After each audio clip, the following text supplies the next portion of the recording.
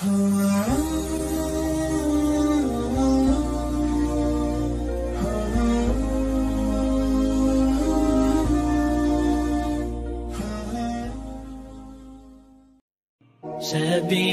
الدموع سبيل مريح، تنهدى يا صاحي كي تستريح.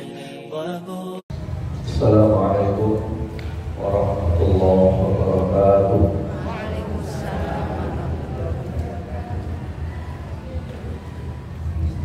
الحمد لله رب العالمين. الحمد لله الذي ألف بين قلوبنا وأصبحنا بنعمته إخوانا، نحمده ونستعينه ونستغفره ونعوذ بالله من شرور أنفسنا ومن سيئات أعمالنا. من يهده الله فلا مضل له ومن يضلل فلا هادي له. أشهد أن لا إله إلا الله وحده لا شريك له، وأشهد أن محمدا عبده ورسوله. اللهم صل وسلم وبارك على نبينا محمد وعلى آله وأصحابه ومن سار على سنته إلى يوم الدين. اللهم أعنا على ذكرك وشكرك وحسن عبادتك.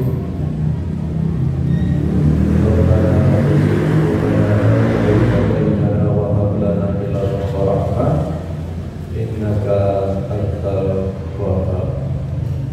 Amma ba'du. Ibu-ibu yang dirahmati Allah, jamaah sekalian yang diberkahi Allah Subhanahu wa Ta'ala, pagi yang berberkah ini mari kita awali dengan memuji kepada Allah, bersyukur kepada Allah yang tidak pernah intinya memberikan nikmat kepada kita dengan nikmat yang sangat besar, dengan nikmat yang sangat banyak yang mustahil kita untuk menghitungnya. Dan mudah-mudahan dengan kita bersyukur kepada Allah, kita akan mendapatkan nikmat tambahan dari Allah Subhanahu wa Ta'ala. Dan mudah-mudahan sampai hari-hari berikutnya kita masih bisa bersyukur atas nikmat Allah Subhanahu wa Ta'ala. Salawat dan salam semoga Allah Subhanahu wa Ta'ala limpahkan kepada Nabi kita Rasulullah Sallallahu Alaihi Wasallam.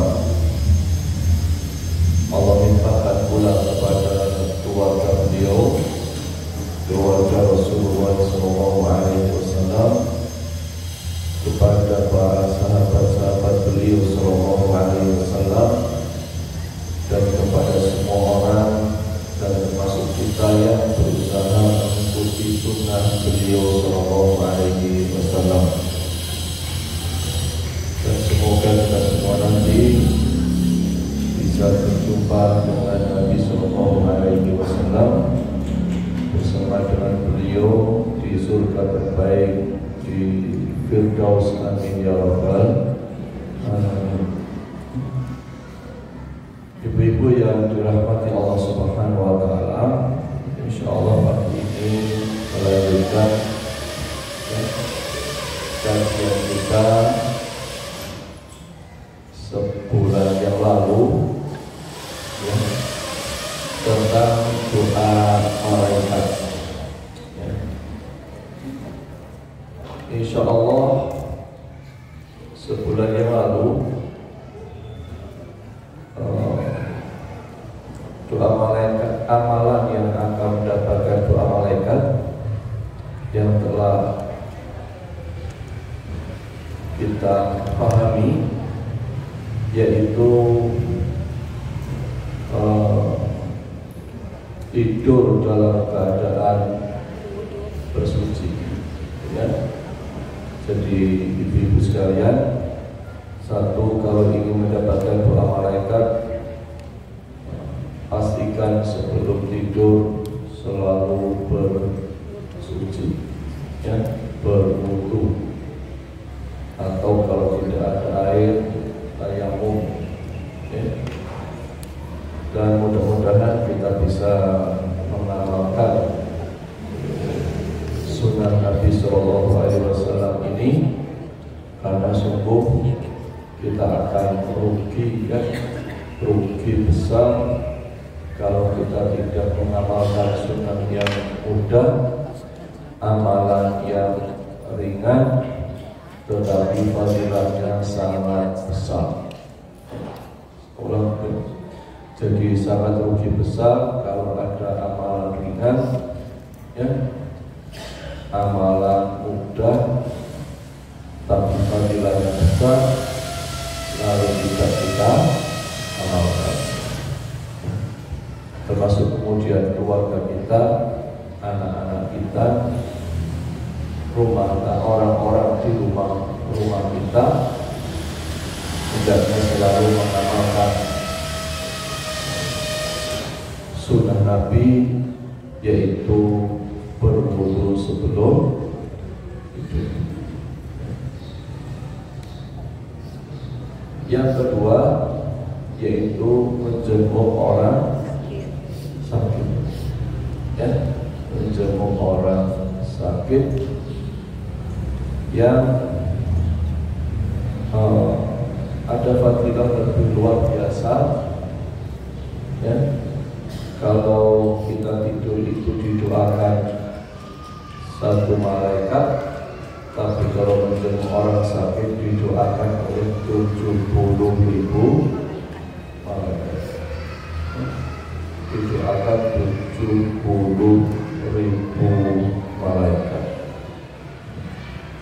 Ini pentingnya kemudian kita berupaya untuk, ya, sesegera mungkin kalau ada jamaah kita yang sakit, tetangga kita yang sakit, ya, teman kita yang sakit, untuk segera kita jenguk, baik itu sakitnya di rumah maupun di rumah sakit. Jika di rumah sakit itu memungkinkan untuk dijenguk, ya. Intinya berusaha untuk menjenguk orang sakit. Dan sekali lagi ibu-ibu, ya, kita biasakan untuk mendoakan orang yang sedang sakit, ya, dengan doa-doa yang telah dicontohkan oleh Nabi kita Sallallahu Alaihi Wasallam. Jadi ini pentingnya kita menghafalkan doa buat orang yang sakit, ya, karena yang bisa menyembuhkan sesungguhnya hanyalah Allah Subhanahu wa Ta'ala, ya. Yang menyembuhkan sesungguhnya hanyalah Allah, ya. Berobat, ya, itu hanya sebab-sebab duniawi, ya. Maka berdoa itu penting, mendoakan itu penting, ya, bagian dari ikhtiar kita memohon kepada Allah Subhanahu wa Ta'ala. Kemudian berikutnya, dulu, ya, doa malaikat itu akan didapatkan seseorang yang duduk menunggu waktu sholat, ya. Jadi duduk menunggu waktu sholat. An Abi Hurairah radhiyallahu anhu anna Rasulullah sallallahu alaihi wasallam qala sholatin maka nafi musallahu yantadiru sholata taqulul malaikah Allahumma ighfir lahu Allahumma arhamhu hatta yansharifa aw yushbita faqila ma yuhdith qala yafsu aw yuhdith. Dari Abu Hurairah radhiyallahu anhu, ia berkata, Rasulullah SAW bersabda, masih saja seorang hamba terhitung dalam sholat selama dia di tempat sholatnya menunggu sholat, maka para malaikat berdoa. Doanya adalah Allahumma ighfir lahu Allahumma arhamhu. Wahai Allah, ampunilah dia, rahmatilah dia, hatta yang sorifah, sampai dia pergi atau hadas. Jadi ibu-ibu yang dirahmati Allah Subhanahu wa Ta'ala, jika kita ingin mendapatkan doa malaikat, amalan ketiga adalah menunggu waktu sholat. Jadi duduk menunggu waktu sholat itu bukan perkara yang sia-sia, bukan perbuatan yang tidak ada gunanya. Tetapi menunggu waktu sholat itu sebuah amalan yang fadilahnya didoakan malaikat. Karena bagi beberapa orang, atau seringkali kita mendengar kalimat menunggu itu menjemukan, menunggu itu membosankan. Maka menunggu itu seringkali gak nyaman, menunggu itu seringkali gak enak. Tetapi kalau kita memahami hadis ini, maka menunggu waktu sholat itu akan mendapatkan doa malaikat. Maka kalau misalnya ibu-ibu misalnya berkeinginan untuk sholat di masjid dan ada waktu yang cukup buat kita untuk datang ke masjid lebih awal, maka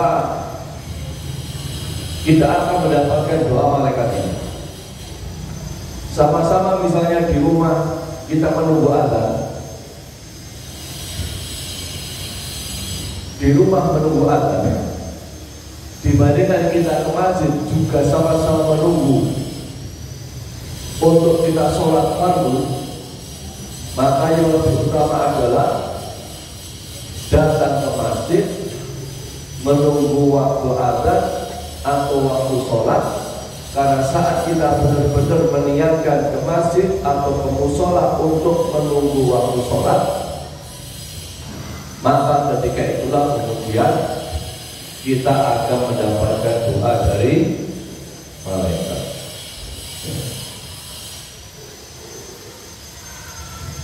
Maka tidak boleh seorang muslim kita ini kemudian mengatakan menunggu itu membosankan. Untuk perkara kita menunggu waktu sholat, maka kadang-kadang ibu-ibu di masjid, di mushola itu kadang-kadang jeda antara azan dan sholat itu agak lama. Kadang-kadang ada begitu, mengatur begitu. Ada yang pengen cepat, ada yang pengen lama. Maka apapun yang kita dapatkan di masjid-masjid tersebut, ya walaupun cukup lama, maka disyukuri karena itu bagian dari cara Allah memberikan kesempatan kepada kita untuk mendapatkan doa dari malaikat.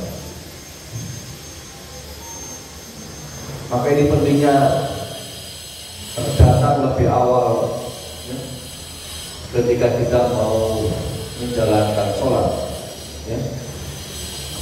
Juga ibu-ibu, suami-suami, ibu-ibu semua, anak laki-laki kita disampaikan untuk lebih awal datang ke masjid daripada di rumah, kemudian juga sama-sama menunggu. Karena menunggu di masjid, menunggu di musola, menunggu waktu sholat di tempat sholat itu fadilahnya didoakan malaikat. Apalagi kemudian ibadah kalau mohon maaf ya, tiba-tiba sama Allah ternyata diwafatkan ketika menunggu waktu sholat. Sesungguhnya kita tidak tahu kapan Allah wafatkan kita, kita tidak tahu kapan batas umur kita. Tetapi bayangkan misalnya ibu-ibu ya, jika kita datang ke masjid walaupun belum waktunya, daripada di rumah menunggu dengan pekerjaan aktivitas yang tak penting, kadang-kadang sia-sia, bahkan seringkali menjurus kepada dosa, maka lebih utama kita menunggu di dalam masjid. Karena insya Allah ketika kita di masjid itu aktivitas kita itu cenderung insya Allah baik ya. Kalau di rumah, mohon maaf ya, paling bukanya misalnya HP, sosmed. Iya, kalau di rumah itu kalau tapi mohon maaf ya, kalau kita di masjid sekalipun bawa HP, minimal kita ingat buka misalnya Al-Quran, zikir, buka yang baik. Ini pentingnya. Sekali lagi, bayangkan kemudian kalau tiba-tiba di masjid Allah wafatkan kita. Jadi memanfaatkan waktu sebaik-baiknya untuk kebaikan, karena Al-Imam Ibnu Qayyim menyampaikan barang siapa tidak disibukkan dengan kebaikan, dia akan disibukkan dengan keburukan. Jika seseorang tidak sibuk dengan kebaikan, dia akan sibuk dengan keburukan. Maka kita manfaatkan waktu kita sebaik-baiknya untuk kebaikan. Salah satunya adalah menunggu waktu sholat lebih baik di masjid ya, atau di musola. Saya juga ini ingat ketika almarhum bapak saya meninggal dunia di masjid. Itu saya seringkali sampaikan kepada banyak orang, kalau boleh berandai-andai seandainya bapak saya datang ke masjid mepet terlambat 5 menit, itu meninggalnya di rumah. Jadi kalau bapak saya datang ke masjid terlambat 5 menit, itu meninggalnya di rumah. Tapi karena bapak saya terbiasa datang lebih awal di masjid, itu ketika nunggu sholat wafat di masjid. Nah, kita begitu. Jadi memanfaatkan waktu sebaik-baiknya ya. Siapa tahu kemudian tiba-tiba Allah wafatkan kita saat berada di dalam masjid menunggu sholat. Bahkan hadis ini menyampaikan bahwa seseorang itu ketika dia duduk di tempat sholatnya, jadi misalnya ya, datang ke masjid, sholat tahiyatul masjid, dan menunggu waktu sholat, maka selama menunggu itu dia terhitung di dalam sholat ya. Jadi ketika misalnya ya, kita datang ke masjid untuk sholat maghrib, kemudian kita masuk, kita datang setengah jam sebelumnya, kita sholat tahiyatul masjid, kita duduk di masjid, maka selama kita setelah sholat tahiyatul masjid sampai nanti kita sholat maghrib, walaupun kita hanya duduk, terhitung kita sedang melakukan sholat. Kita terhitung sedang melakukan sholat. Maka ini pentingnya kemudian berusaha menggunakan waktu-waktu kita dengan baik. Sekali lagi ibu ya, kita ada jaminan walaupun kelihatan sehat akan meninggal nanti ketika sakit. Kita tidak ada kepastian walaupun bisa datang ke sini sehat, belum tentu nanti pulang ketemu keluarga kita. Tidak dijamin. Seperti bapak saya, itu nggak bayangin tiba-tiba meninggal dunia. Nggak bayangin. Itu namanya ajal itu tidak syaratnya bukan orang sakit. Maka seperti saya kemarin ketika saya sebulan setengah lalu kena sesak, saya ingat bapak saya, ya Allah, kena sesak berkali-kali. Alhamdulillah saya ke dokter kemarin diperiksa nggak sakit jantung. Saya mulai periksa ke dokter di rumah sakit UMM itu, nginap semalam, dicek jantung, alhamdulillah sehat. Itu udah bayangin, ya Allah, orang jantung itu beratnya luar biasa. Kalau nyeri di dada kiri, gitu ya. Jadi kalau kita merasa nyeri di dada kiri, itu tanda-tanda.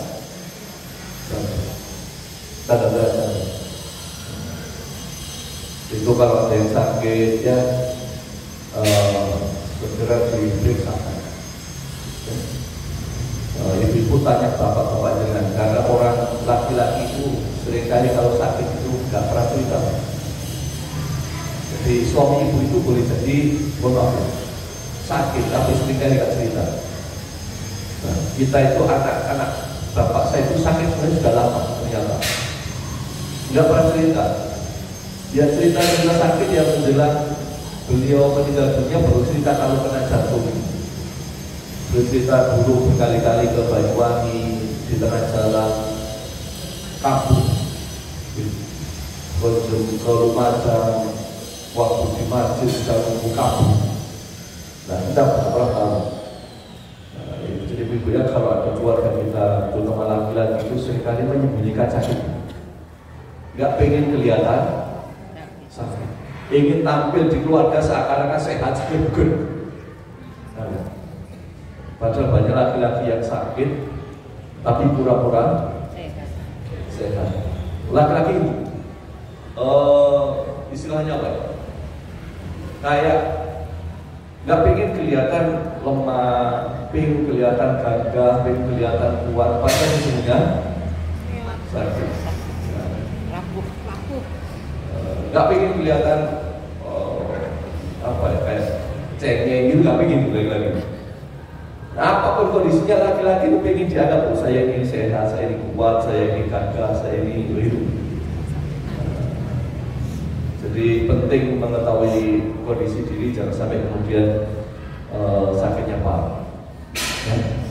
Jadi maka ibaratnya pentingnya ini kita selalu menggunakan waktu-waktu kita selalu untuk kebaikan. Ya. Karena hidup itu hanya menunggu waktu sholat dan menunggu waktu disolatkan. Hidup itu hanya begitu saja.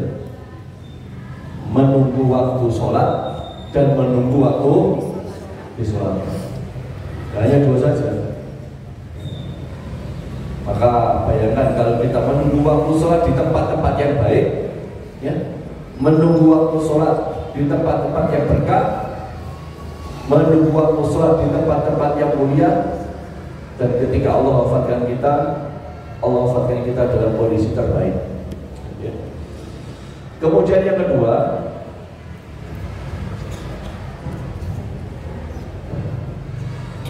yaitu berada di shaf barisan depan dalam sholat berjamaah. Nah, ini khusus laki-laki. Ya.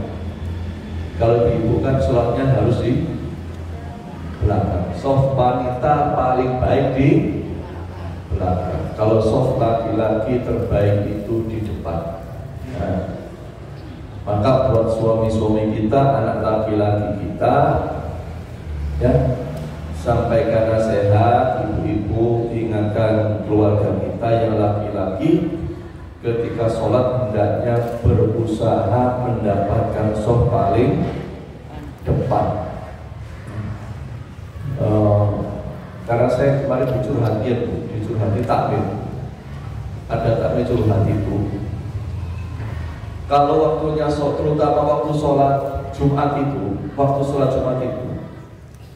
itu ada satu masjid yang satu orang takmirnya ini selalu duduk di belakang karena harus menyuruh orang yang datang supaya duduk di depan. Jadi masih banyak umat Islam ini yang tidak paham tentang fadilah shaf pertama, ya.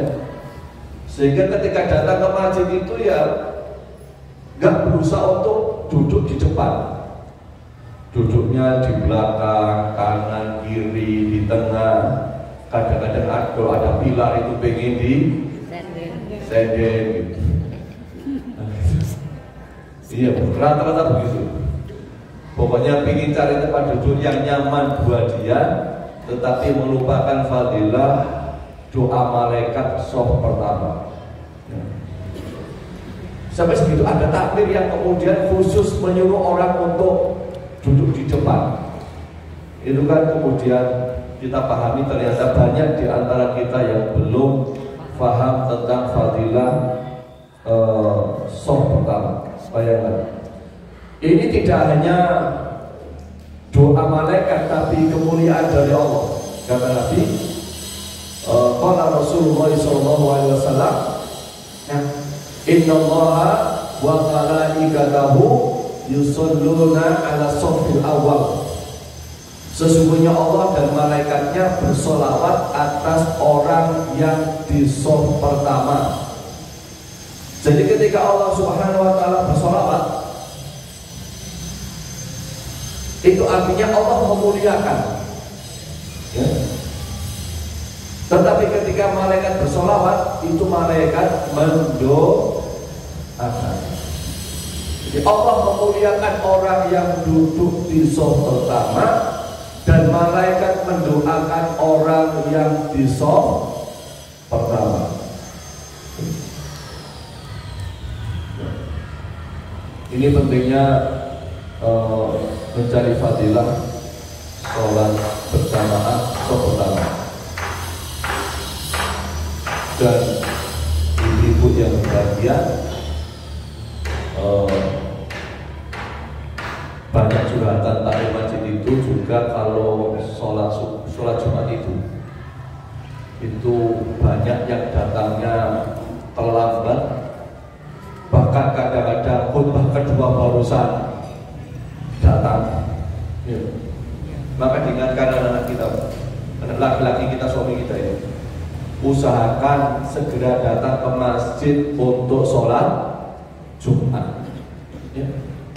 Bahwanya terjadi di banyak masjid, bahkan kadang-kadang aku begini, ada datang ke masjid, sudah datang awal, di dalam masih ada tempat kosong itu masih duduk di teras, nongkrong di teras. Ya Allah, ini pentingnya memahami fadilah keutamaan shaf di depan. Padahal kalau kita ini haji umroh itu kalau datang ke masjid kan berlomba-lomba, luar biasa, ya. Pengen paling dekat Ka'bah, gitu. Kalau orang umroh itu ya haji pasti pengen dekat Ka'bah. Sampai kemudian kamu kan, ini yang akan bisa menyampaikan. Sekarang kemudian kalau orang umroh atau haji kan, yang boleh dika'bahkan bagi orang yang umroh, yang nggak pakai ihram nggak boleh dekat Ring satu. Kadang-kadang ada orang pura-pura umroh, pura-pura pakai pakaian ihram. Itu ada ulama mengatakan tidak boleh. Ya. Tidak boleh pura-pura pakai ihram. Ya, supaya bisa sholat di dekat Ka'bah. Kenapa? Kenapa nggak boleh? Karena itu sama dengan, itu sama dengan membohongi, ya, kepada penjaga-penjaga masjid, aturan di masjid, hanya supaya bisa dekat ke Ka'bah. Itu yang sering kali terjadi, ya. Maka ini fadilahnya shaf pertama. Nah, yang berikutnya berarti ya, menyambut shaf sholat berjamaah atau tidak membiarkan kosong di dalam shaf.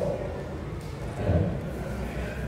Nabi menyampaikan, innallaha wa malaikatahu yusalluna 'alal ladzina yasiluna as-sufufa wa man sadda furjatan rafa'ahu Allahu biha darajat. Ya, sesungguhnya Allah dan para malaikat senantiasa bersolawat kepada orang yang menghubungkan shaf. Dan siapa yang mengisi celah yang kosong, maka Allah angkat bagi dia 1 derajat. Jadi itu ya, kalau ada sholat berjamaah, ya kan biasanya kadang-kadang setelah duduk itu berdiri sholat jamaah. Kadang-kadang kan apa ini? Ada yang kosong-kosong di depan kita karena jumlah orang duduk dan berdiri itu lebih banyak ketika berdiri. Ya, duduk itu misalnya cukup 50, berdiri bisa jadi 60. Sehingga ketika berdiri itu seringkali kemudian ada ruang-ruang kosong. Banyak terjadi ketika begitu. Itu kadang-kadang gini, nyuruh temannya maju, Betul banget. nyuruh temannya maju, dia tetap duduk, nyuruh temannya Maju. Padahal kalau kita paham fadilah dari hadis ini, rebutan untuk dia maju sendiri, ya, menyambung shaf yang kosong itu. Jadi ini pentingnya kalau ada shaf kosong di depan kita, satu, jangan berdiam diri meneng nih, ngejarno kancane sing maju, muga-muga kancaku maju. Apalagi kemudian nyuruh orang lain maju. Itu sesungguhnya kesempatan luar biasa, fadilah besar buat siapa saja yang bersegera untuk mengisi shaf yang kosong ini.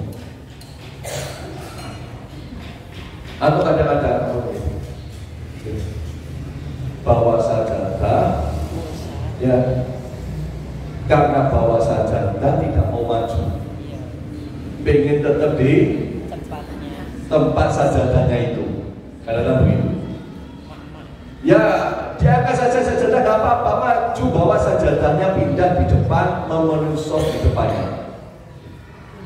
Atau ibu, sajadah kita tetap dibiarkan di belakang kita, kita maju pun insya Allah kita dapat pahala dari orang yang memakai sajadah kita.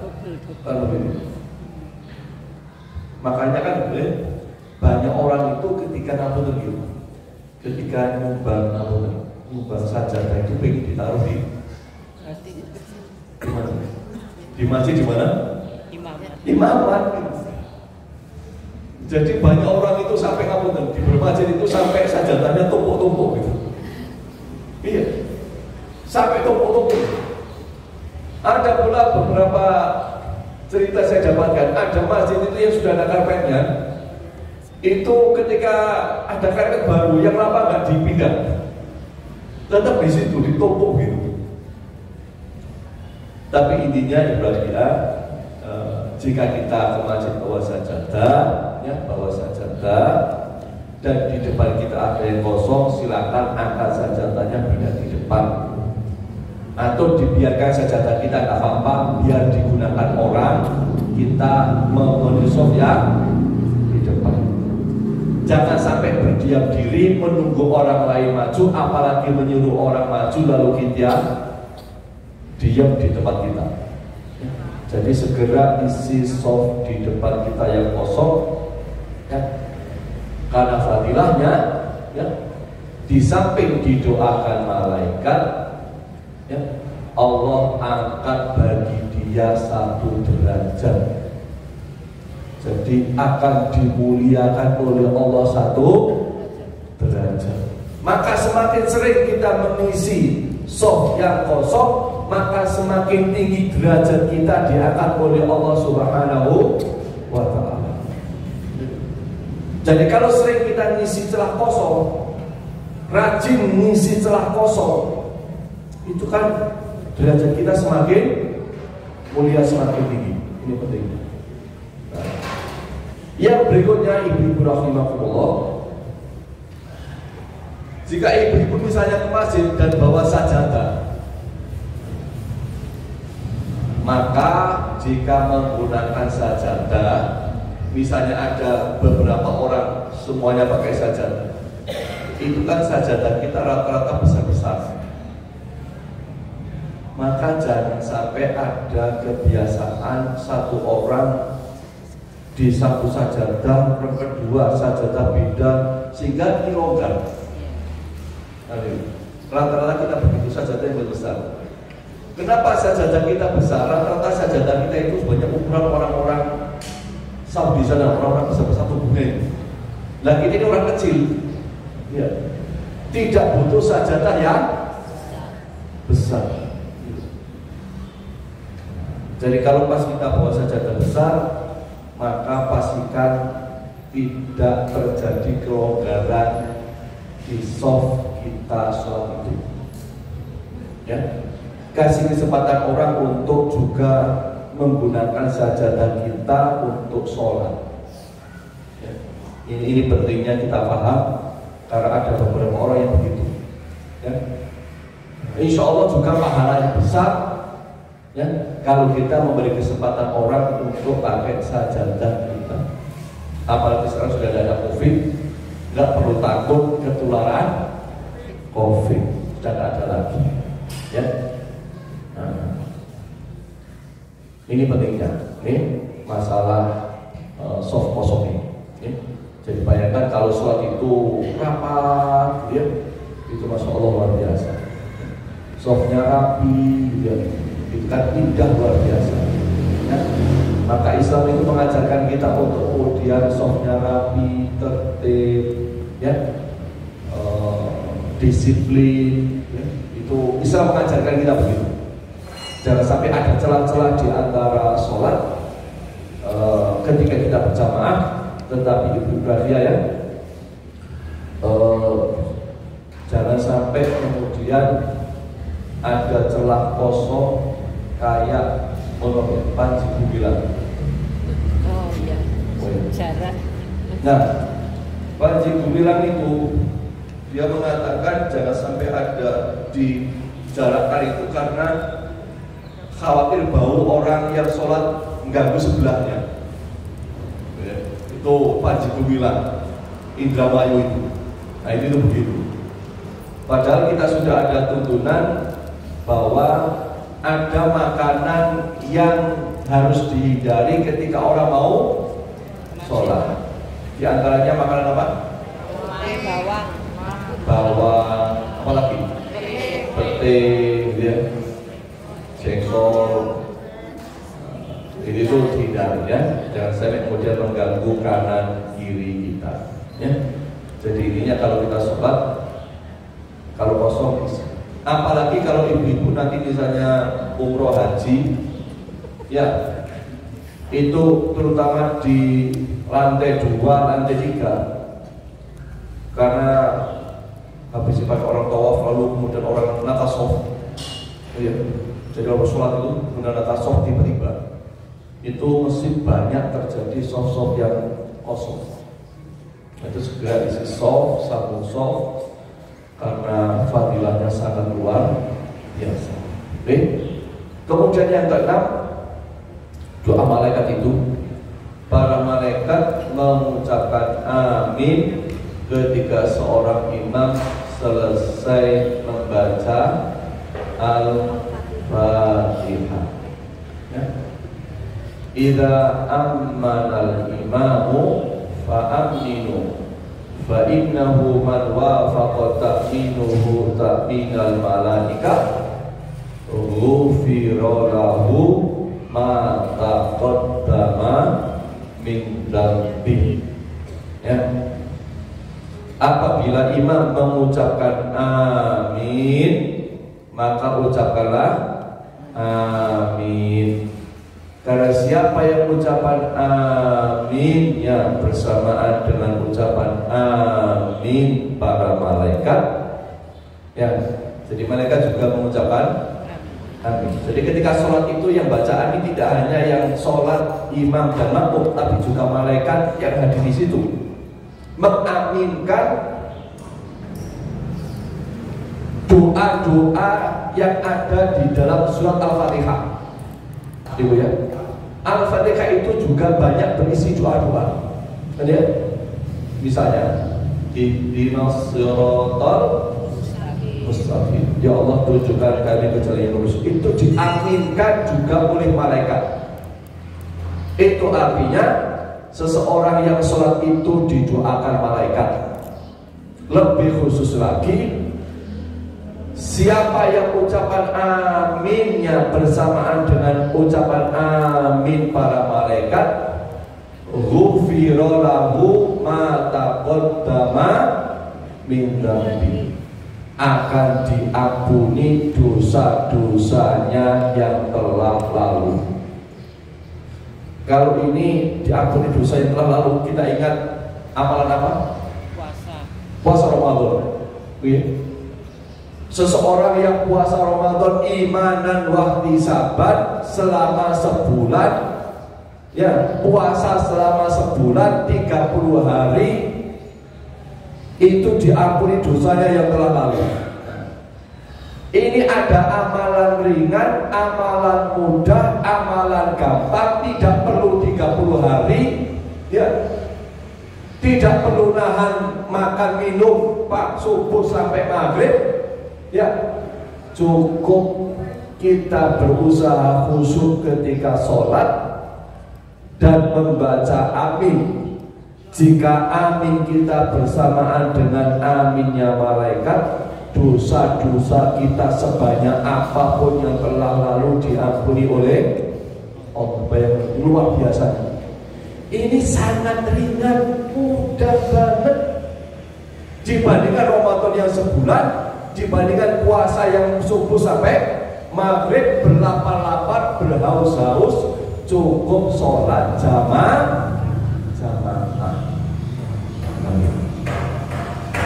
Ghufira lahu ma taqaddama min dzambi, diampuni dosanya yang telah lalu. Sebanyak apapun dosanya diampuni Allah, ya. Sebanyak apapun maksiatnya diampuni oleh Allah, ya. Ini luar biasa,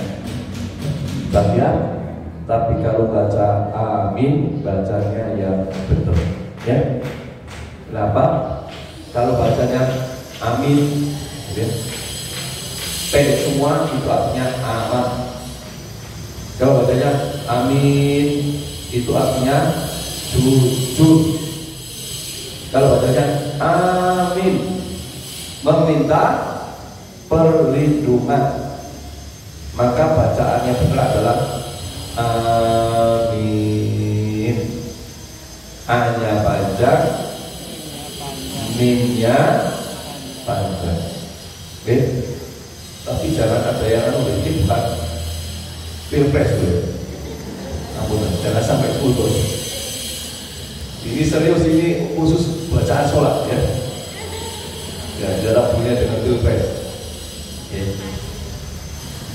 Nah, jadi kalau kita baca amin, usahakan bacanya yang benar ya. Amin. Ya. Ini bacaan yang artinya, ya Allah, kabulkanlah doa kami. Ini bedanya bacaan dan menyebabkan perbedaan makna. Maka bila kemudian ketika kita baca Al-Quran itu harus pula benar panjang pendeknya. Jadi kesalahan panjang pendek itu bisa menyebabkan perbedaan makna, perbedaan arti, perbedaan maksud. Maka kalau baca Al-Quran, kita belajar tajwid, salah satunya belajar mat, ya, mana yang panjang, mana yang pendek. Nah, itu wajib paham. Itu harus ngerti. Karena kalau sampai nggak tepat, artinya bisa berubah. Ya, oke. Jadi ya, tentang bacaan amin. Maka ibu kalau sholat, ya, usahakan belajar untuk konsentrasi, khusyuk, ya, sehingga ketika imam selesai baca Wallahumma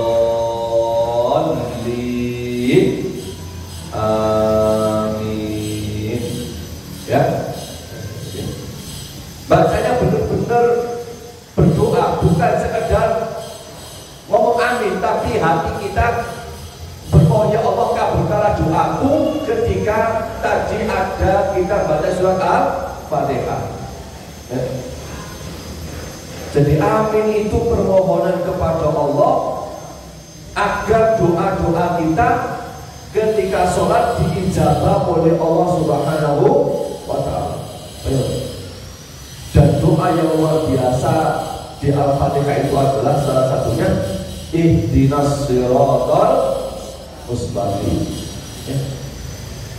Jadi bacaan amin bukan sekedar bacaan, tetapi ini ada permohonan dan doa kepada Allah Subhanahu wa Ta'ala. Ya. Oke. Kemudian yang berikutnya, ya, yang ketujuh, ya, yang ketujuh yaitu duduk di tempat sholatnya setelah melakukan sholat. Ya. Duduk di tempat sholatnya setelah melakukan sholat. Ya. Ya. Al-malaikatu tusolli ala ahadikum madama fi musallahu ladhi sholla fihi ma lam yuhdith Allahumma fillahu Allahumma rahmhu. Para malaikat akan selalu bersolawat kepada salah seorang di antara kalian selama ia berada di masjid di mana ia melakukan sholat. Hal ini selama ia wudunya belum batal. Maka malaikat berkata, ya Allah ampunilah dia, ya Allah sayangilah dia. Berarti ya, kalau yang pertama tadi itu menunggu waktu sholat. Menunggu waktu sholat itu tidak harus datang sholat, tetapi ketika kita datang, ya, misalnya kurang 3 menit, maka ketika kita menunggu kurang 3 menit itu malaikat mendoakan kita.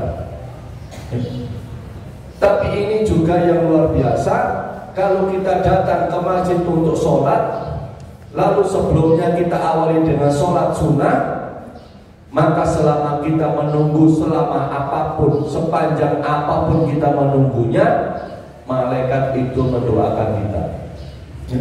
Kalau menunggunya 5 menit, didoakan malaikat 5 menit. Nunggu 10 menit, didoakan malaikat 10 menit. Nunggu 1 jam, didoakan malaikat selama 1 jam. Didoakan malaikat selama 1 jam. Itu luar biasa. Ya. Sekali kebahagiaan, sebenarnya lalu saya sampaikan, kalau kita ziarah orang haji umroh, minta didoakan. Paling lama orang mendoakan 5 menit, lama banget. Tapi kita bisa mendapatkan doa langsung dari malaikat sekeinginan kita. Kalau kita ingin didoakan 5 menit, ya nunggu 5 menit. Kalau kita ingin didoakan setengah jam, nunggu setengah jam. Kalau kita ingin didoakan selama 1 jam atau bahkan 2 jam atau bahkan 3 jam, silakan datang 3 jam sebelum sholat, ya, atau 4 jam sebelum sholat, atau 5 jam sebelum sholat. Ada nggak mereka? Orang datang 5 jam sebelum sholat, ada nggak? Ada. Ingin tahu? Dengan kalau umroh haji, orang itu kalau pengen sholat Jumat, jangan itu datangnya itu jam 7 sudah sampai di masjid. Enggak pulang. Saya itu kemarin 3 kali di Makkah itu bisa sholat Jumat 3 kali. Itu saya berangkat jam 1, kalau saya subuh saya berangkat jam 1 jam 2. Subuh di sana, saya bawa bekal. Ya. Saya nggak pulang ke hotel. Jadi habis sholat subuh ya di masjid. Ya. Nanti ke kamar mandi, mandi macam-macam, balik lagi ke masjid. Sudah nunggu sampai Jumatan. Jadi nunggu full, saya nggak pulang. Karena kalau pulang itu ya baliknya susah lagi. Apalagi kalau udah terlambat, ya kadang-kadang bisa sampai di masjid tapi di luar, di halaman. Panasnya luar biasa, Nah, jadi ada sampai begitu dan banyak. Tidak usah khawatir di sana mau tidur itu juga bisa. Ya. Tidur di masjid itu, tapi tidur untuk nunggu sholat, didoakan malaikat.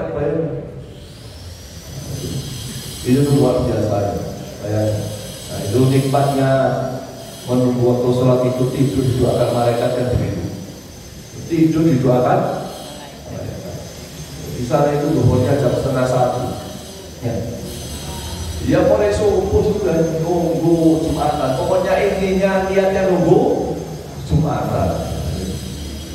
Ya, maka ibu bapak nanti kalau umroh itu, ya kalau khusus laki-laki Jumatan itu, tapi perempuan juga boleh. Nah, kalau pengen Jumatan, udah jangan pulang. Nggak usah pulang. Habis subuh siapkan bekal sekalian di Masjidil Haram sampai nanti Jumatan pulang. Jalannya.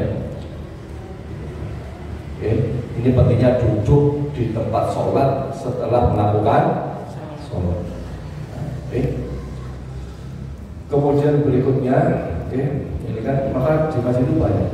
Dan di bagian kalau nanti di Madinah terutama ya, di Makkah juga ada. Di Madinah itu, kalau di Madinah itu kan banyak makanan disiapkan. Gak usah khawatir kelaparan. Ya, gak usah khawatir kelaparan. Jadi roti-roti itu dibagi gratis, yang kurma-kurma dibagi gratis tiap hari. Jadi kalau ada orang gelar apa ini pasti, udah pasti setelah itu akan ada roti dibagi-bagikan. Jadi orang boleh jadi umroh itu makannya ya di masjid. Yang penting doyan rotinya orang sana, gitu. Yang penting doyan roti orang sana, rotinya agak keras, gitu. Tawar. nggak ada rasanya. Dicampur dengan apa? Kuah kari, kuah. Ada kadang kuah, kadang kayak susu, kayak saus. Kayak saus ini, pokoknya aneh-aneh. Iya. Enak, berasakan enak. Sekali-kali rasain makanannya orang Arab. Tapi kalau pas anget itu enak, Ustadz, yang rotinya itu. Oh. Iya, pernah dapat rezeki anget itu enak banget nih. Oh. Nggak keras. Nggak keras. Intinya jangan khawatir kalau kita kemudian di Makkah, di Madinah itu banyak orang sedekah. Ya, tersedia kurma, ada teh, gitu ya. Orang bagi-bagi, gitu ya. Ada roti, gitu ya. Kopinya ada yang beda, buah-buahan. kopinya beda. Kopinya, kopi teh itu biasa. Tapi rasanya ya Beda. ala orang Arab. Enak, enak. Tidak kayak kita ini kopi rata-rata gula. Rata-rata yang membuat khas itu gulanya. Di sana itu nggak begitu gula. Jadi jangan nggak akan dapatkan kopi teh itu yang manis enggak. Tapi sehat, membuat orang sehat, gitu ya. Intinya, ya mereka menunggu, yang menunggu sholat, yang kemudian ada bagi-bagi itu. Kadang-kadang sampai bola, kadang-kadang terbuang, karena saking banyaknya bagi-bagi, saking banyak. Oke, dan banyak di mana-mana, nggak usah khawatir. Di Mekah, Madinah itu, masya Allah, luar biasa, dan luar biasa. Habis itu bersih, gitu ya. Ya. Kemudian nomor 8 ya, berikutnya adalah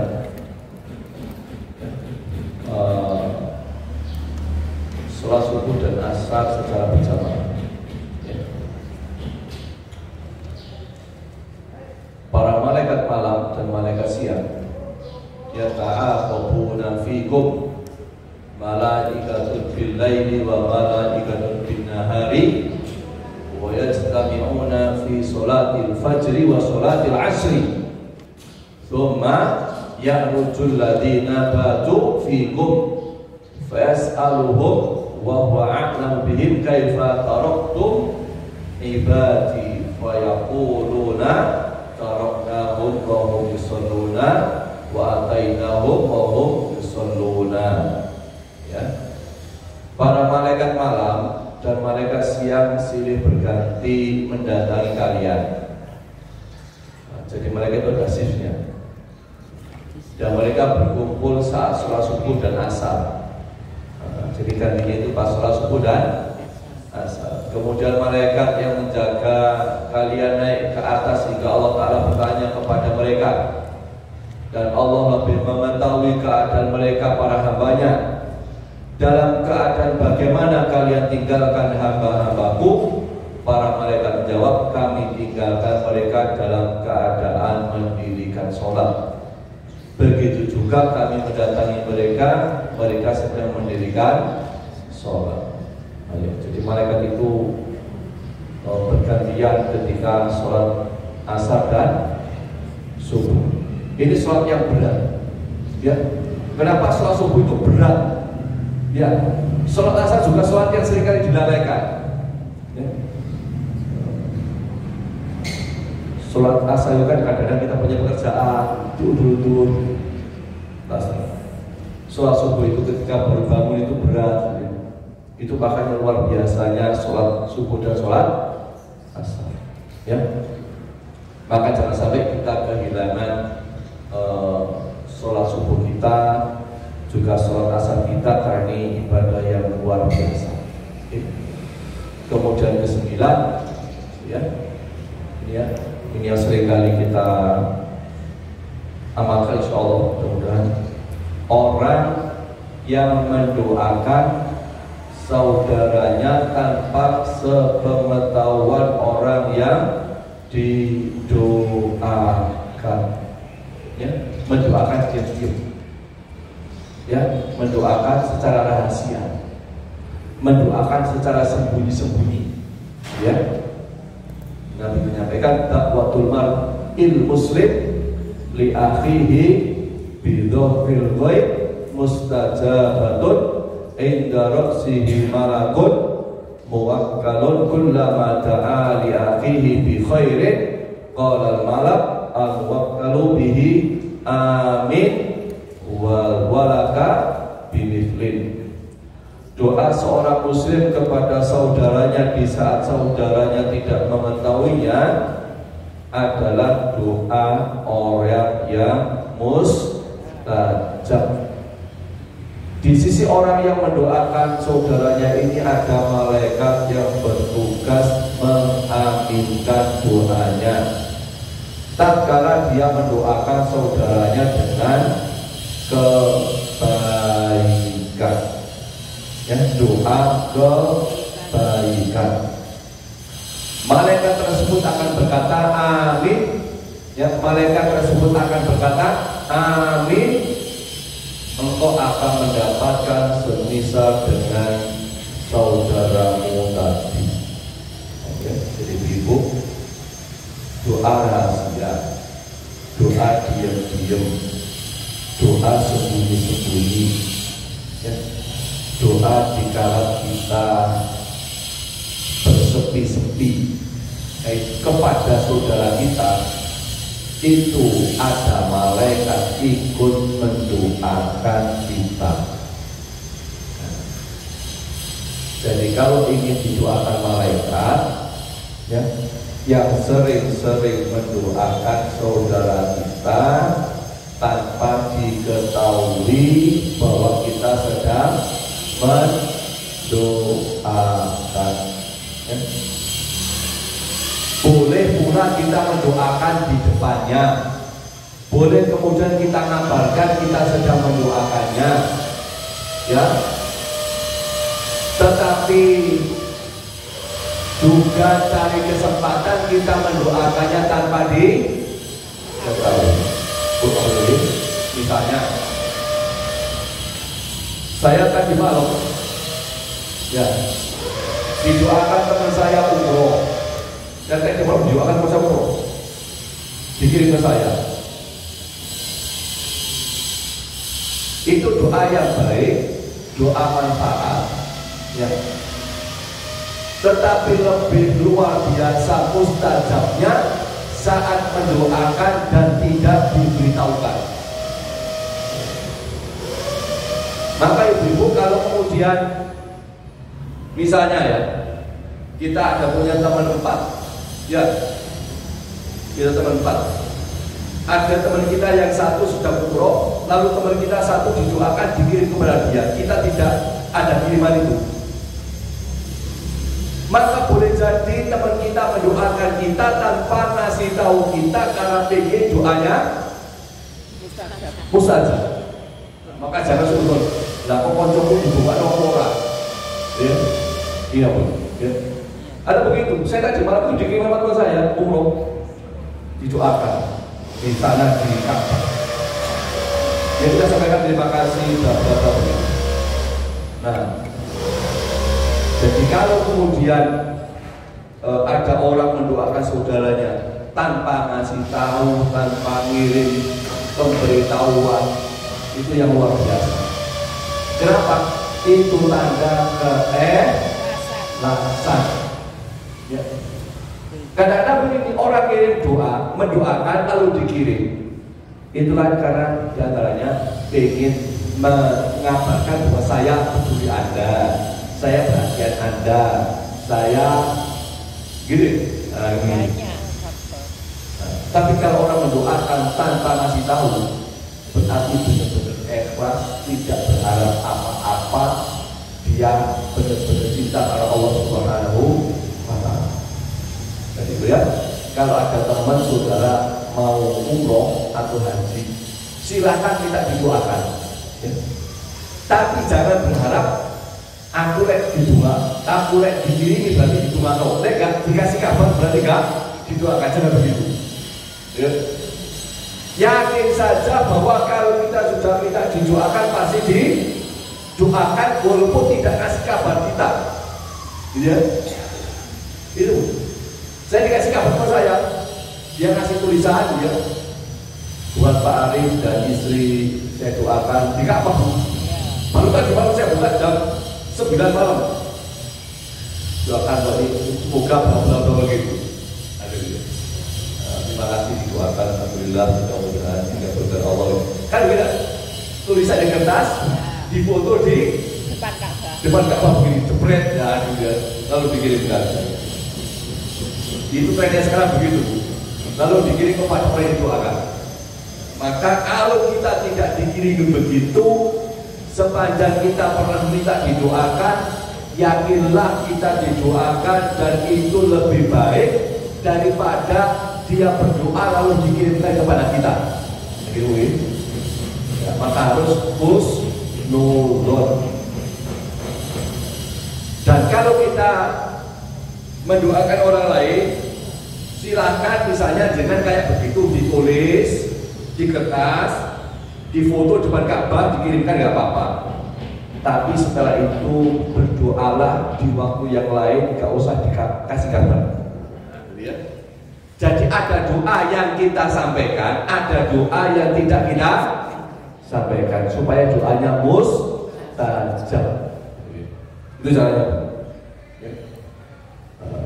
Karena kadang-kadang orang ingin mantep, ya aku didungakno. Ben tenang, ya aku didungakno gitu. Tapi sesungguhnya yang paling mustajab itu doa yang diam tanpa ngasih tahu. Ya, itu doa yang mustajab. Dan fadilahnya sebagaimana di sini adalah ada malaikat yang ikut mengaminkan doa kita. Jadi kalau kita doakan mudah-mudahan saudara saya sehat, ada malaikat berdoakan semoga engkau juga sehat. Ya. Kalau kita punya keluarga, semoga rezekinya dimudahkan Allah. Kita didoakan malaikat supaya dapat rezeki sebagaimana doa kita kepada saudara kita. Ya. Itu pentingnya doa kepada orang lain. Kemudian yang ke-10 adalah orang yang berinfak. Orang yang berinfak. Ma min yaumin yusbihul ibadu fihi illa malakan yanzilani fayaqulu ahaduhuma Allahumma a'ti munfiqan qalafan wa yaqulul akhar Allahumma a'ti mumsikan talafan. Tidak satu hari pun di mana pada pagi harinya seorang hamba ada padanya melainkan dua malaikat turun kepadanya, dan salah satu di antara keduanya berkata, ya Allah, berikanlah ganti bagi orang yang berinfak. Dan yang lain berkata, ya Allah, hancurkanlah harta orang yang kikir. Ya. Jadi ya, kalau kita suka infak, kalau kita senang sedekah, kalau kita suka berbagi, ya, kalau kita sedang membantu, maka akan ada doa malaikat. Akan ada doa malaikat. Nah, ini pentingnya kita senang membantu sesama kita. Ya. Karena doa malaikat itu, ya, mengatakan, ya Allah, ya, berikanlah ganti bagi orang yang berinfak. Sehingga dalam banyak kisah kita seringkali mendengar orang yang suka infak itu dikasih balasan oleh Allah berlipat-lipat, bahkan ya, kasih balasan oleh Allah berlipat ganda. Ya, pernah saya cerita di sini kisahnya siapa? Abdurrahman bin Auf. Ya, Abdurrahman bin Auf oleh Allah diganti 10 kali lipat. Saya pernah ceritakan sebulan yang lalu, masalah teman saya yang di PHK, ya, di PHK punya uang 3 juta, bayang ya, di PHK dari pekerjaannya punya uang 3 juta, bukan mikir buat dirinya tapi mikir kurban. Habis kurban 3 juta, dikasih orang 30 juta, disuruh umroh, bayangkan lu. Teman saya di PHK, orang di PHK kan mikir kerja opo, makan ini kan gitu. Ini laki-laki bukan perempuan. Laki-laki yang dia harus mikir ekonomi keluarga, nafkah anak istrinya. Punya 3 juta ya buat kurban. Habis PHK-nya bulan Mei, itu lantakan bulan Juni loh. Dia kurban 3 juta urunan sapi.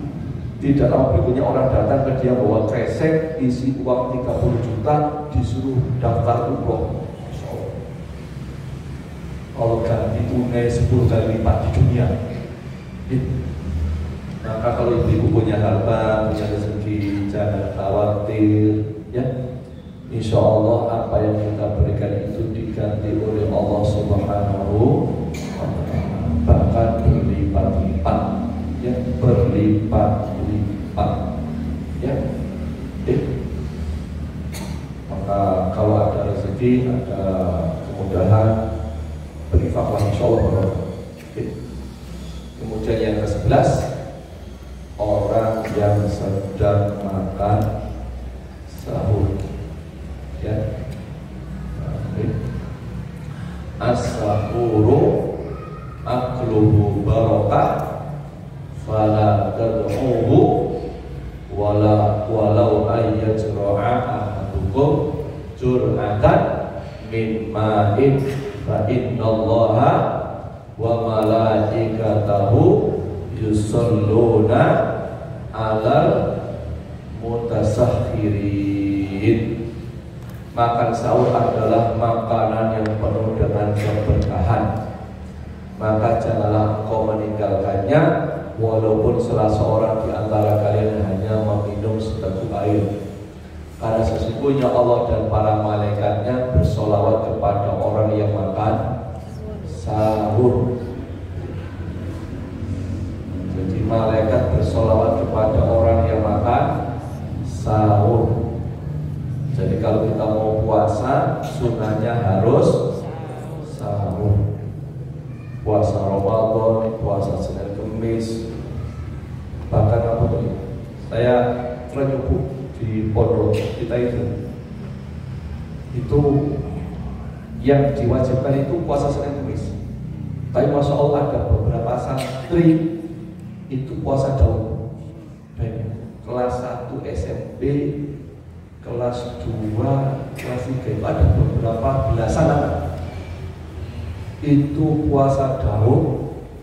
Aku tanya, karena puasa daun ini bukan programnya pondok. Program pondok itu hanya Senin Kemis. Ya mereka disiapkan nasi yang malam itu dimasak, ada sayurnya. Aku tuh, karena tidak ada petugas apa yang layani sahur daun itu. Masya Allah, anak-anak ini sahur dengan nasi yang adem. Itu Masya Allah. Saya bilang, ya Allah, anak kelas 1 kok yuk. Anak kelas 1 puasa daun, Masya Allah. Sampai saya sampai terang, ya Allah, ya ini orang tuanya luar biasa ini. Ini Masya Allah, bapak ibunya ini Masya Allah. Kelas 1 SMP itu puasa daun. Itu belasan anak puasa daun. Ya Allah, saya kadang terang. Aduh, baik. Itu sahurnya itu nasi dingin, gitu. Iya. Ya, kalau anak kita kan sahur kudu hangat, yo, lauknya yang enak kan gitu ya. Iya. Harus tersedia semua gitu kan. Ini enggak pun. Ya anaknya enggak disuruh. Ya. Ya, karena dia sendiri puasa, Masya Allah luar biasa. Baik. Jadi ketika temannya siang makannya ini puasa. Tapi mereka semua sahur walaupun hanya nasi yang dingin, walaupun dengan lauk seadanya, walaupun kadang-kadang minumnya air dingin. Tidak kayak Senin Kemis kalau puasa itu kemudian disiapin sahurnya, kemudian disiapkan teh, kadang-kadang susu gitu. Enggak, kalau daun itu anak-anak itu ya seadanya. Masya Allah. Tapi bayangkan didoakan malaikat. Itu makanan yang barokah. Makanan barokah bukan makanan yang mewah, yang mahal, yang bergizi, tapi makanan yang barokah salah satunya adalah makanan yang dinikmati ketika sahur. Walaupun sederhana tapi barokah. Jadi hidup ini yang dicari keberkahannya. Allah, maka pentingnya kemudian kita untuk sahur ketika kita mau puasa, ya, karena ini ada doa malaikat, ya, doa malaikat, ya. Berbahagia. Kemudian yang terakhir, ya, ya, yaitu orang yang mengajarkan kebaikan kepada orang lain, ya. Mengajarkan kebaikan kepada orang lain, ya. Sesungguhnya Allah dan para malaikat serta semua makhluk di langit dan di bumi, sampai semut dalam lubangnya dan ikan di lautan, benar-benar bersolawat mendoakan kebaikan bagi orang yang mengajarkan kebaikan. Jadi mengajarkan kebaikan, apapun kebaikan itu, niatnya ikhlas karena Allah, yang diajarkan kebaikan didoakan malaikat. Apa hanya malaikat? Tidak, semua makhluk di langit dan di bumi. Sampai Nabi ini meyakinkan semut-semut di lubangnya, ikan-ikan di lautan seluruhnya mendoakan kebaikan bagi orang yang mengajarkan kebaikan. Jadi kalau kita punya kebaikan ilmu sedikit, sampaikan ke saudara kita, sampaikan ke teman kita, sampaikan ke keluarga kita, ya. Ini supaya didoakan malaikat dan seluruh makhluk di langit dan di bumi, ya. Inilah ibu-ibu rahimahullah, ya, pentingnya kita melakukan beberapa amalan jika kita ini didoakan oleh malaikat, ya. Insya Allah cukup. Bahagia, sebelum ditutup kurang 8 menit, jika ada 1-2 yang disampaikan, persilakan. Insya Allah cukup, insya Allah. Insya Allah tak ada, ya. Insya Allah sampai di sini bahagia tentang 12 amalan yang mendatangkan doa malaikat, ya. Intinya mudah-mudahan kita bisa mengamalkan, ya, beberapa kebaikan-kebaikan ini sehingga kita mendapatkan doa malaikat, ya. Saya kira itu dari kami. Mudah-mudahan bermanfaat. Atas salah mohon maaf. Kita tutup dengan doa kafaratul majelis. Subhanallahumma wa bihamdika asyhadu an la ilaha illa anta astaghfiruka wa atubu ilaik. Alhamdulillahirabbil alamin. Assalamualaikum warahmatullahi wabarakatuh. Allahu Rabbi wal Islam dini wa Muhammadan Rasulullah.